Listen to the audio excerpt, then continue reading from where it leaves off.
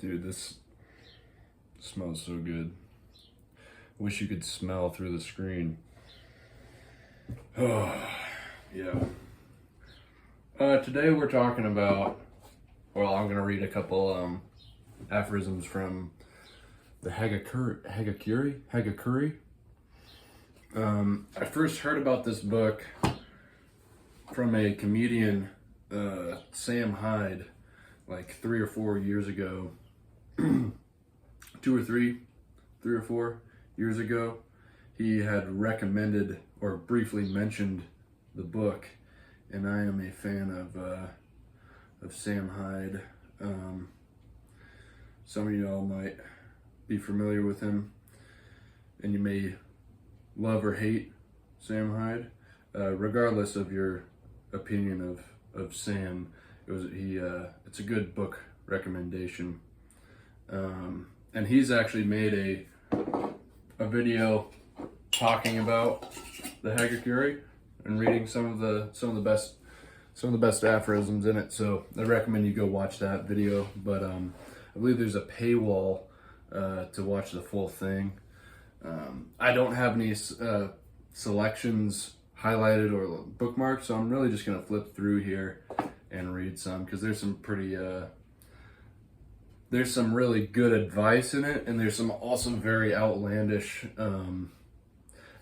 to a modern Western audience things that are said.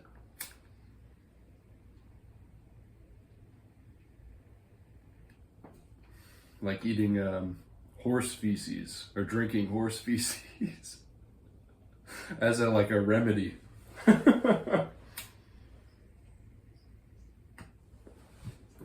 I think this was written in 1700s Japan. And Yamamoto Tsunomoto is a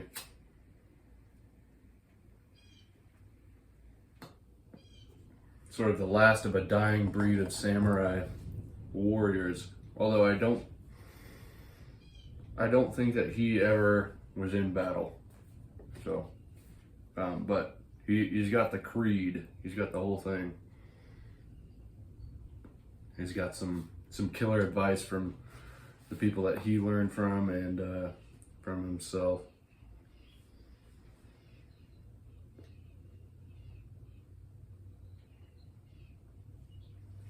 So, to put forth great effort in correcting a person's bad habits is the way it should be done.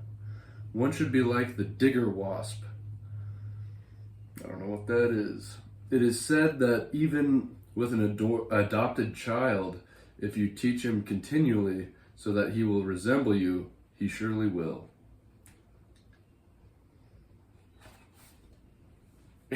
Even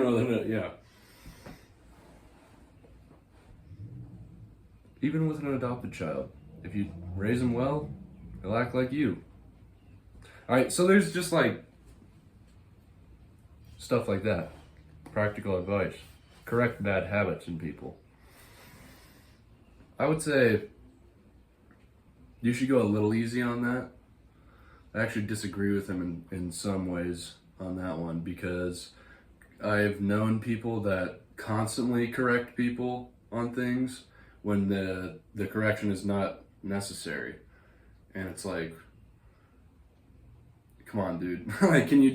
You're being a little pedantic about this. Can we just let this slide through conversation? Do we need to be accurate about everything? Or do we have to critique the fact that maybe this guy chews a little loud? Or can we hold the peace? All right. If your strength is only that which comes from vitality, your words and personal conduct will appear to be in accord with the way. And if you will be praised by others, and you will be praised by others.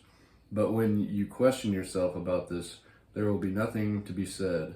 The last line of the poem that goes, "When your own heart asks," end quote, is the secret principle of all the arts. It is said that it is a good censor. I'm going to be honest with you, I don't really know what that means. but having vitality with your words and personal conduct, you gotta have some vitality. I don't know. One cannot accomplish things simply with cleverness. One must take a broad view. It will not do to make rash judgments concerning good and evil. However, one should not be sluggish. It is said that one is not truly a samurai if he does not make his decisions quickly and break right through to completion. That's a big key that he talks about in a couple of these aphorisms, is not deliberating too long on things, and not overthinking things, not racking your head at night in bed. All right, never rack your head at night in bed. That's what he's saying. Okay. Plenty of people racking their head at night in bed and not falling asleep because you just keep thinking and thinking and thinking. All right, myself included. But yeah, the part of his advice to people is, or the way of the samurai is through quickness and decisive action. Too much discrimination, as he calls it, will lead to folly. Now, when I'm talking, I'm trying to smoke at the same time, I'm not keeping up with my pipe and it keeps going out, and it's very frustrating.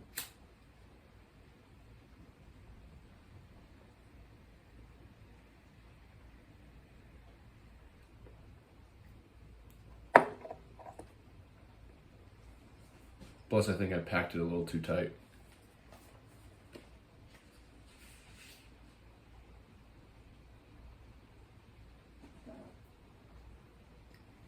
Oh, funny enough, reading this guy, I keep this book in my lunchbox and bring it with me to work.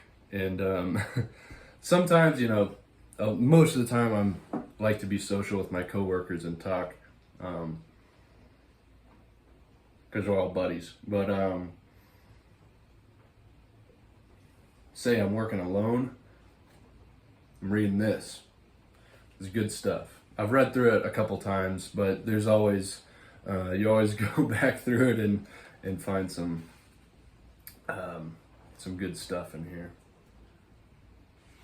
A certain man went off somewhere, and on returning home late at night, found that a strange man had slipped into the house and was committing adultery with his wife. He thereupon killed the man. He then broke down a wall and propped up a bale of rice, and by this arrangement submitted to the authorities that he had killed a thief. Thus it went without mishap. After some time had passed, he divorced his wife, and the affair was finished. So he saved himself from some shame, and his wife. Presumably, I don't know this, but I would assume that adultery for a woman would be an offense worthy of being put to death. Because there's another story in here where a dude was like, he had to take a dookie. He had to drop a loaf, and he goes to this woman's house, and her husband was gone from her house, and count how many times I say and she. So this woman, he asked this woman who's alone, her husband's gone, whatever, if he can go drop a dookie in their bathroom or outdoor, whatever, however bathrooms were back then.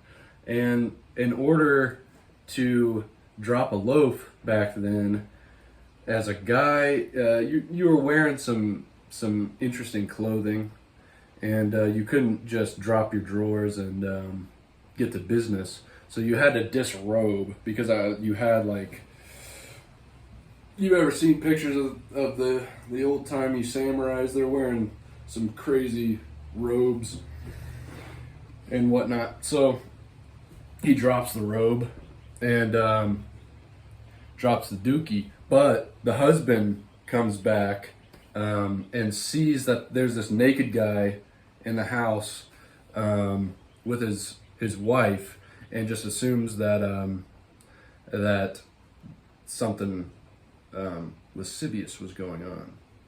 And I believe that they were the woman was killed, but I could be misremembering that. Go read the book, see if I'm wrong.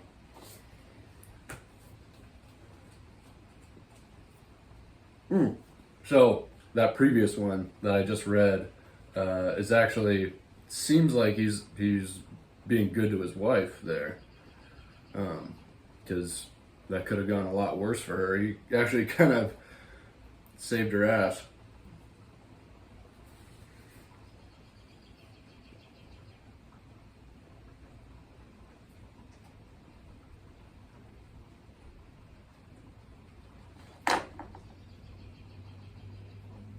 To hate injustice and stand on righteousness is a difficult thing. Furthermore, to think that being righteous is the best one can do, and to do one's utmost to be righteous, will, on the contrary, bring many mistakes. The way is in higher place. The way is in a higher place than righteousness. This is very difficult to discover, but it is the highest wisdom. When seen from this standpoint, things like righteousness are rather shallow. If one does not understand this on his own, it cannot be known. There is a method. It cannot be known. Period. There is a method of getting to this way, however, even if one cannot discover it by himself. This is found in consultation with others, right? The dialectic, like Plato. Even a person who has not attained this way sees others from the side. It is like the saying from the game of Go. He who sees, quote, he who sees from the side has 8 eyes. He who sees from the side has 8 eyes. I don't know the game Go, so I'm not sure what that reference means.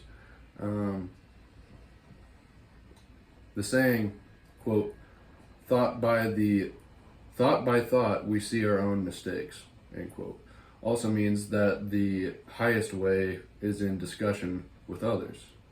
Listening to the old stories and reading books are for the purpose of slogging off one's own discrimination and attaching oneself to that of the ancients. Okay? So learn from other people's mistakes and discuss things with your buddies. More importantly, people that are older than you, who have lived more life than you.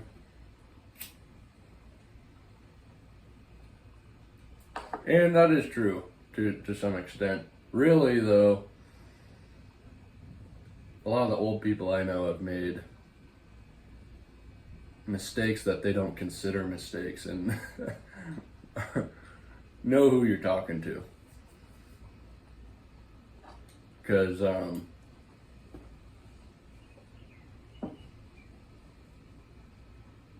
there's plenty of sagacious older fellas out there, and there's plenty of stupid old people out there too. So, but even the stupid ones sometimes you can learn a lot from stupid people as well. Like you might be learning from me right now.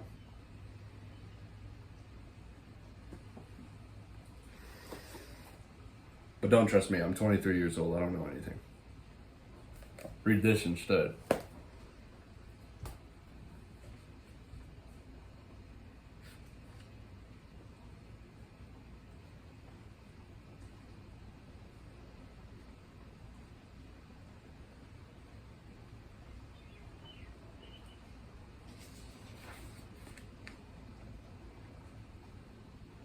You cannot tell whether a person is good or bad by his vicissitudes in life. Good and bad fortune are matters of fate. Good and bad actions are man's way. Retribution of good and evil is taught simply as a moral lesson.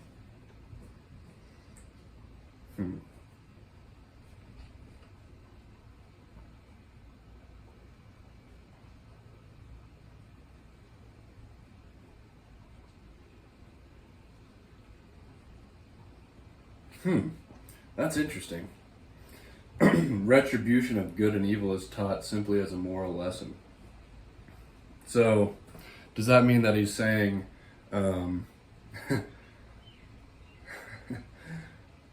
that equal or just outcomes are for people's actions don't exist in reality, and that there's only fate and the good? In other words, the saying in the Bible, it rains on the just and the unjust man. Is that what he's saying? I don't know.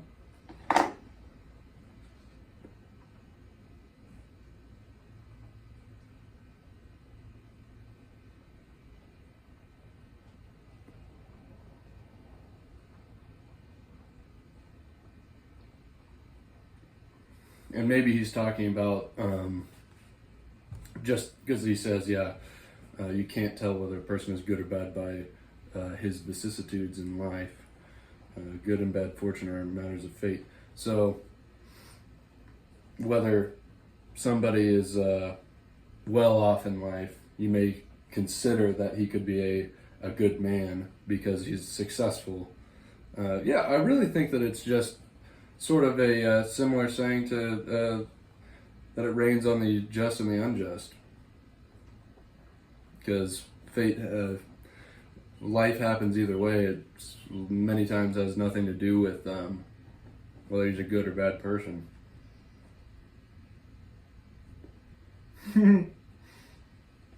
This one's good. I know there's been a lot of dead air, so you can double tap through to when I start talking. Because of some business, Maruka Hikamon was called upon to swear before the gods concerning a truth of a certain matter. But he said, "A samurai's word is harder than metal. Since I have impressed this fact upon myself, what more can the gods and Buddha do?" And the swearing was canceled. This happened when he was 26. That's pretty bad. So you're just like, dude, my word's harder than metal, dude. Better trust me. And they did. They're like, this guy means business. I wish I could talk like that in normal, everyday conversation. Just pull out a sick line like, "A samurai's word is harder than metal. Since I have impressed this fact upon myself, what more can the gods and Buddhas do?" Let your yeses be yes and your noes be no.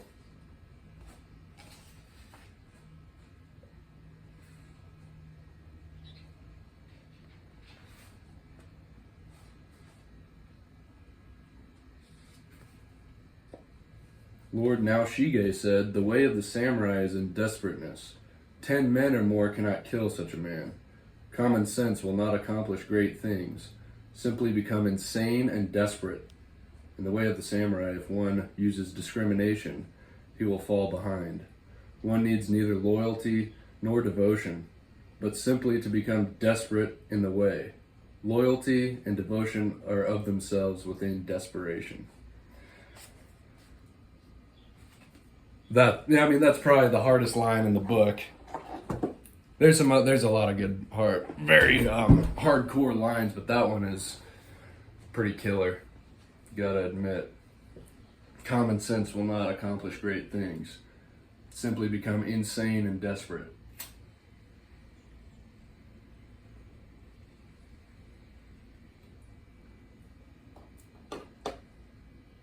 Sometimes trying to apply that to your life would be what I would consider to be similar to, if you guys ever are familiar with the YouTuber Elisha Long, what he would call retard maxing.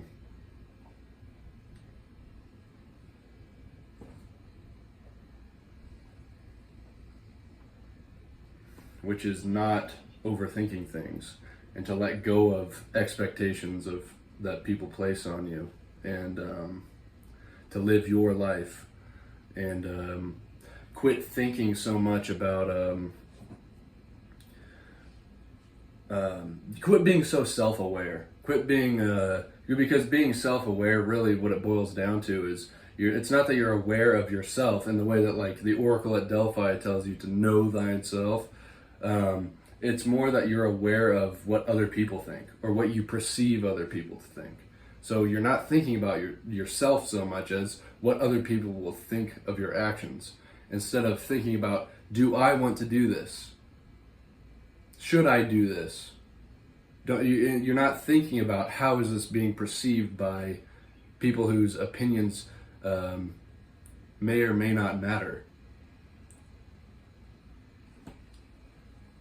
Not to say that people's opinions don't matter, but it's your life. And you can either sit around and deliberate constantly on what you're going to do and then never act, or you can act and live more life and have more consequences perhaps, but through those consequences, to pull out the famous Nietzsche quote, whatever doesn't kill me makes me stronger. So you're going to grow from those experiences, hopefully.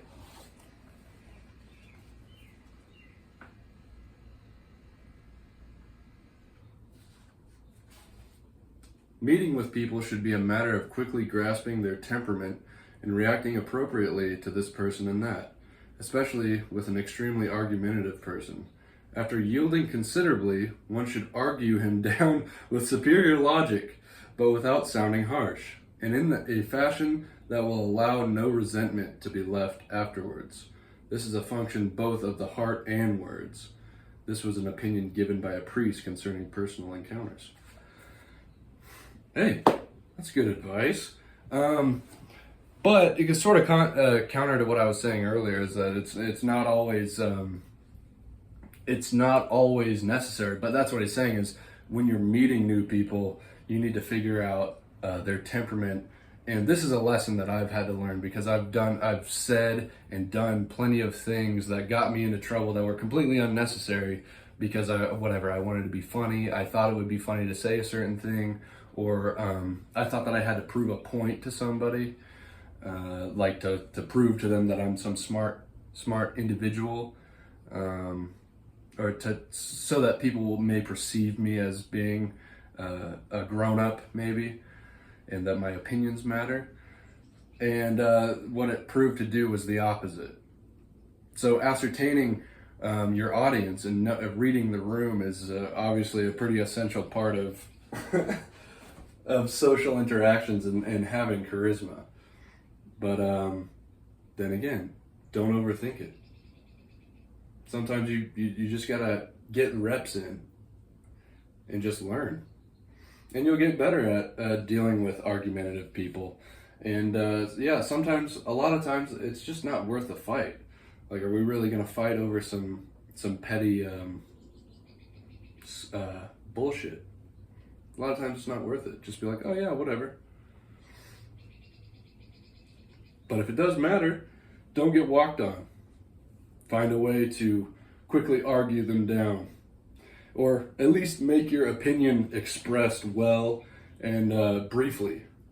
Don't turn it into a full-on debate. Just try to express your opinions with as few words as possible. Because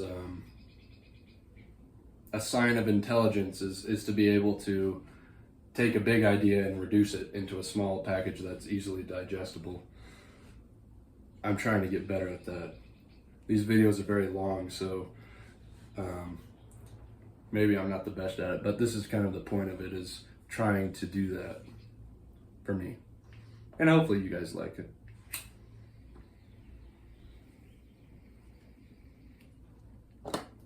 I'll try to find one more, and then we'll be done.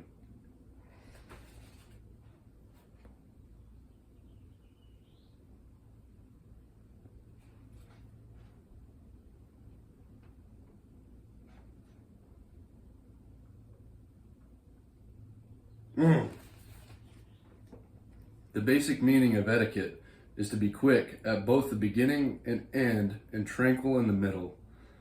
Mitani Chizaman heard this and said, "That's just like being a kaishaku." I don't know what that means. Honestly, I don't know what that means, but to be quick at both the beginning and the end, and tranquil in the middle. I'm gonna take that advice with these videos. And I said I was gonna read one more, and I'm gonna be true to my word, and I'm going to be brief. So I hope you liked it.